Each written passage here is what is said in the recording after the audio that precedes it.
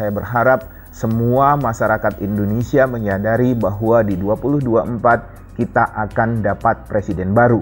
Artinya apa? Selain Pak Jokowi selesai, berarti pemilu besok itu harus kita kawal berjalan dengan baik, dengan sehat, dengan selamat, tanpa ada kendala apapun. Sehingga kekhawatiran kita misalnya akan ada yang utak-atik, yang recokin, yang akan bikin kacau, yang akan curang, yang akan memanipulasi atau apapun, semuanya akan berjalan baik dan sehat, dan kita akan mendapat presiden baru yang konstitusional. Selain konstitusional juga presiden itu harus juga kredibel. Kredibelnya apa? Karena memang suara rakyat yang dia dapat itu diraih dengan cara-cara yang sehat.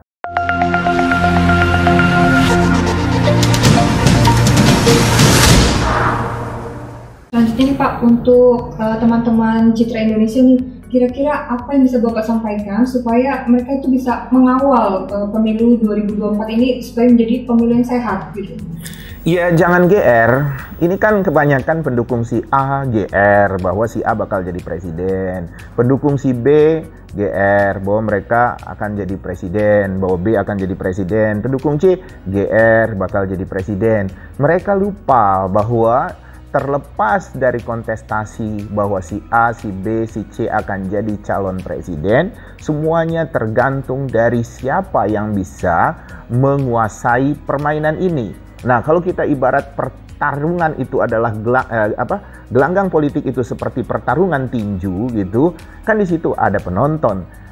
Bisa teriak-teriak penontonnya bisa GR, tapi kan di situ ada wasit. Kemudian ada tim kesehatan, kemudian juga ada yang membawa nomor-nomor ronde itu. Kemudian ada juri di situ. Nah, mereka ini perlu dikawal, perlu diantisipasi. Jadi kalau misalnya mereka menganggap bahwa petinjunya nih, calonnya itu adalah calon yang jagoan, yang bisa nonjoknya kencang, segala macam. Tapi kalau ternyata jurinya nggak terkesan, gimana? Atau wasitnya menghalang-halangi badan dia untuk tidak nonjok, itu gimana? Yang seperti ini yang saya rasa rakyat kita tidak terlalu awas gitu. Bahwa rakyat, teman-teman Citra Indonesia ini harus memahami, harus menyadari bahwa sebelum mereka bertarung di gelanggang ring tinju ini, banyak sekali kesepakatan, gesekan-gesekan, kemudian pembagian kemungkinan kekuasaan itu nanti di 2024, kemudian kompensasi apa juga yang akan terjadi, kemudian memilah mana yang bisa diajak bekerja sama antar elit ini dan yang tidak bisa diajak bekerja sama antar elit ini, itu yang harus dicermati. Bukan hanya sekedar ini adalah koalisi A, ini adalah koalisi B, ini adalah koalisi C. Bukan hanya sekedar itu, tapi instrumen-instrumen itu juga harus dicermati. Kemudian juga jangan GR dalam hal setiap kandidatnya datang orang banyak rame. Kemudian bisa juga GR setiap kandidatnya naik di pemberitaan sosmed, netizen mendukung itu rame. Enggak sesederhana itu gitu. Yang harus dilakukan itu bahwa bakal menang itu ya dilihat dari survei. Tapi bukan hanya itu saja. Yang seperti saya bilang tadi, instrumennya teman-teman Citra Indonesia, rakyat Indonesia ini tahu nggak, cermat nggak mengawal ini, karena ini menentukan gitu. Jadi bukan hanya jagoan kita saja yang jago menonjok di gelanggang ring tinju ini, tapi apakah gelanggang ini dipersiapkan secara adil atau tidak? Itu yang paling penting bagi saya. Jadi teman-teman Citra Indonesia harus mengecek apakah, saya ulangi, gelanggang ini dipersiapkan untuk pertarungan yang adil atau tidak. Sehingga kita nanti akan mendapat pemenang yang fair, yang kredibel, dan konstitusional. Jadi kalau dia tidak adil, nanti akan rusuh, akan rame, akan sibuk, akan tuduh sana, tuduh sini. Dan itu sulit pembuktiannya, karena orang udah capek bertanding. Mau buktiin apalagi kalau udah capek, udah bonyok, udah menggelepar gitu kan, udah ya kolaps di situ, terus dibangunin, lu dicurangin, kamu dicurangin, terus petinjunya bengong gitu kan. Akhirnya ya begitu. Makanya saya bilang kalau kita bertanding di gelanggang politik, ketika kita kalah dan kita merasa dicurangi, yaitu adalah bagian dari kebodohan kita. Kamu kalah main. Dan di gelanggang di situ ada wasit, ada penonton, ada juri, semua mengawasi. Tapi kalau kamu masih menganggap kamu dicurangi, itu adalah kesilapan atau kefatalan kamu karena kamu tidak cermat dalam bertanding. Dan rakyat ini, teman-teman Citra Indonesia harus menyadari ini karena ini fondasinya, ini fundamentalnya agar kita mendapat pemenang yang betul-betul jagoan gitu. Itu yang saya harus sampaikan kepada rakyat Indonesia ini. Nah, jika menurut Bapak nih, kira-kira Bapak sudah punya calonkah? Kira-kira siapa nih presiden baru yang akan Bapak pilih atau bagaimana nih Pak? Citra Indonesia netral pada semua calon. Kita mengawal akal sehat buat rakyat ini gitu. Tapi kalau misalnya Citra Indonesia dikontrak secara profesional untuk mendukung salah satu calon, ya kita berpihak kepada orang yang bersepakat secara profesional itu, kandidat yang bersepakat itu sama kita. Tapi sejauh ini kita sepanjang belum ada kontrak secara profesional, Citra Indonesia akan mengawal akal sehat kita, akal sehat rakyat ini agar betul-betul pertarungan ini berjalan secara adil.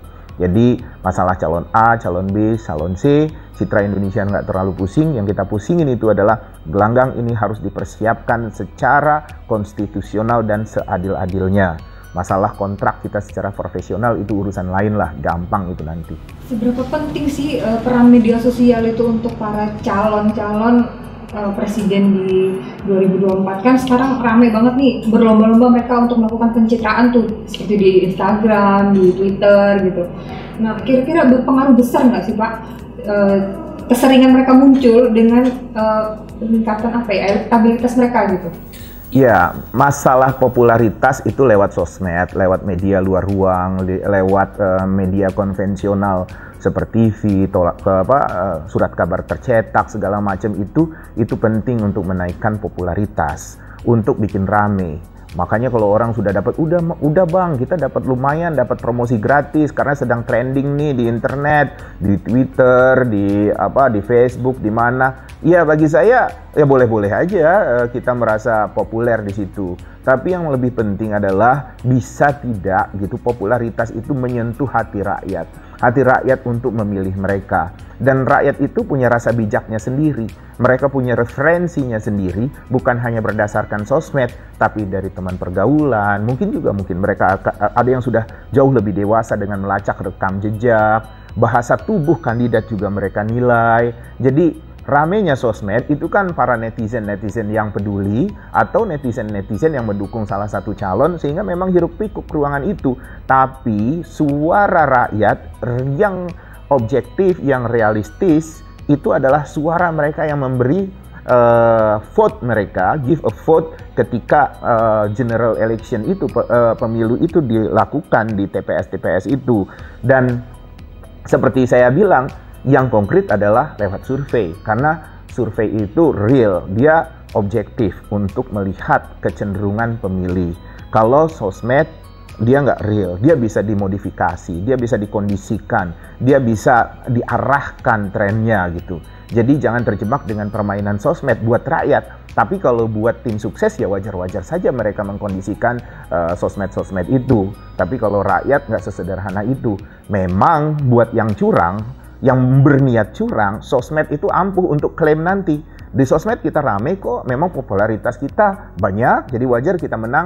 Padahal popularitas tinggi, tapi sebenarnya elektabilitasnya bodong. Dia dikenal tapi tidak dipilih, tapi dia bisa menang. Kenapa? Ya karena timnya jago untuk memanipulasi angka-angka. Nah itu yang saya pikir harus dikawal kalau kita pingin benar-benar mendapat presiden baru di 2024 yang konstitusional dan kredibel di mata rakyat gitu. Baik, menurut Bapak nih saran-saran yang akan Bapak berikan kepada masyarakat, presiden seperti apa sih yang sebenarnya harus kita pilih nanti ketika para calon-calon akan berkampanye? Kira-kira kita harus memilih yang seperti apa nih Pak? Ya, kita memilih adalah orang-orang yang punya track record yang jelas, yang punya komitmen yang jelas, dan itu harus dikejar.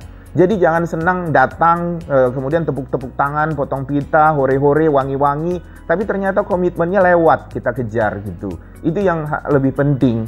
Kemudian juga sedapat mungkin jangan terlalu terjebak dengan masa-masa lalu gitu. Orang yang terlalu terikat dengan masa lalu, yang punya persoalan-persoalan masa lalu. Kemudian juga orang yang seperti bermasalah dalam track recordnya. Saya rasa itu jangan terlalu kita beri apresiasi gitu.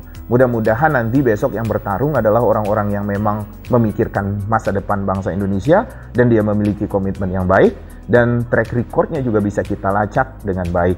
Itu yang saya harapkan nanti siapapun yang menang, yang penting rame lah. Saya senang dengan keramaian politik itu. Karena kalau politik itu senyap, politik itu sunyi, nanti antar elit itu akan memanipulasi. Dan kalau dia memanipulasi, siapa yang rugi? Ya rakyat. Jadi rakyat harus rame, rakyat harus berisik, rakyat harus menabuh genderang yang kencang gitu. Sehingga elit itu berpikir bahwa, wah saya diawasi, wah kalau saya mau curang nanti ketahuan. Itu yang mestinya dilakukan oleh kita. Siapapun yang terpilih, saya percaya betul itu adalah suara Tuhan nanti yang menentukan dan kita harus berikhtiar.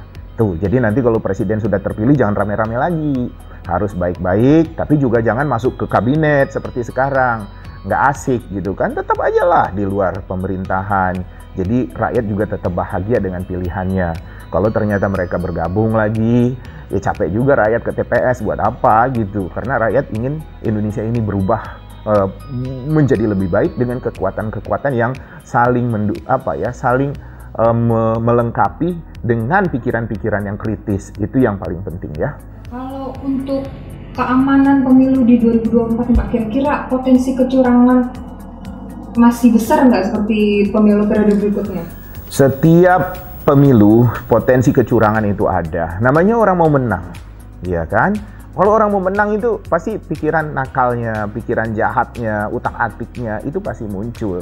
Dan nggak apa-apa juga dia mau curang, tapi kan ada koridornya, ada aturan, ada pengawasan. Nah rakyat harus terlibat di situ. Jadi kalau misalnya masalah pengamanan pemilu, ya pemilu akan aman kalau kita kawal bareng-bareng.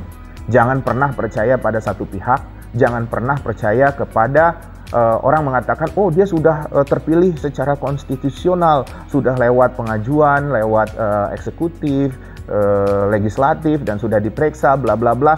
Itu prosedural, tapi aksi dia dan komitmen dia dan ketulusan hati dia untuk mengawal hasil pemilu ini sebaik-baiknya, itu namanya juga manusia. Kalau nggak ada yang ngawasin, nanti dia juga pikiran-pikiran aneh-anehnya juga akan muncul. Jadi rakyat harus betul-betul mengawasi dan jangan terjebak dengan sosmed-sosmed itu tadi. Cek betul. Jangan nanti misalnya, dia rame nih sosmed, udah setuju. Oh berarti dia bagus, belum tentu. Jadi apakah kita besok 2024 itu akhirnya akan mendapat presiden baru tapi presiden sosmed? Kan nggak asik juga. Presiden sosmed, ya Tuhan. Kemarin aja sudah ada dibilangin kardus, apa segala macam. Nanti kalau besok Indonesia punya presiden baru, presiden apa? Presiden sosmed. Nggak enak dengarnya. Baiklah, kita sudah sampai di akhir perbincangan kita. Kesimpulannya adalah bahwa Citra Indonesia siap untuk punya presiden baru di tahun 2024. Terima kasih kepada sahabat Citra Indonesia yang setia menonton kami. Jangan lupa untuk like, comment, share, dan subscribe. Dan sampai jumpa.